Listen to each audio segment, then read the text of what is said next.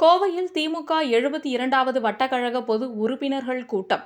கோவை திமுக வடக்கு மாவட்டம் ஆரஸ்புரம் பகுதி கழகம் 72வது வட்டக்கழகம் சார்பில் சுக்கிரவாவார் பேட்டை பகுதியில் உள்ள சித்தி விநாயகர் கோவிலில் உறுப்பினர்கள் பொதுக்கூட்டம் பகுதி கழக செயலாளர் கார்த்திக் செல்வராஜ் தலைமையில் நடைபெற்றது. இக்கூட்டத்தில் கார்த்திக் செல்வராஜ் கூறியதாவது: ஓரணியில் தமிழ்நாடு என்ற பெயரில் உறுப்பினர் சேர்க்கை திட்டத்தை உருவாக்கியிருக்கிறது. இந்த திட்டத்தின் ஒரு பகுதியாக தமிழகம் முழுவதும் திராவிட முன்னேற்றக் கழகத்தின் சார்பில் பரப்புரை மேற்கொள்ள திமுக தலைவரும் தமிழ்நாடு முதலமைச்சருமான மு.க.ஸ்டாலின் தெரிவித்திருந்தார். அதனைத் தொடர்ந்து தமிழ்நாடு முழுவதும் பல்வேறு பகுதிகளில் திராவிட முன்னேற்றக் கழகத்தின் சார்பில் ஓரணியில் தமிழ்நாடு வீட்டுக்கு வீடு பரப்புரை மேற்கொள்ளப்பட்டு வருகிறது.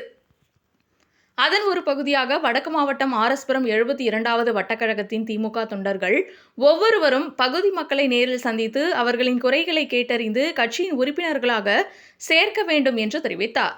மேலும் கூறுகையில், இப்பகுதியில் அனைத்து மகளிருக்கும் மகளிர் உரிமை தொகை வழங்கப்படுகின்றது.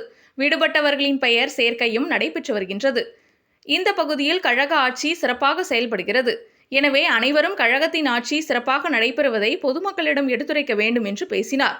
இக்கூட்டத்தில் வழக்கறிஞர் பிரசாத், பகுதி கழக நிர்வாகிகள் நாசர் ஆறுசாமி, சி.ஆர். ரவிச்சந்திரன், முருகானந்தம், புலவர் பழனிசாமி, நௌஷாத், கேபிள் அறிவழகன் மற்றும் 72வது வட்ட இளைஞரணி அமைப்பாளர் சந்தோஷ்குமார், ஆல்வின், விக்னேஷ் மற்றும் கழக நிர்வாகிகள், பொதுமக்கள் உட்பட பலர் கலந்து கொண்டனர்.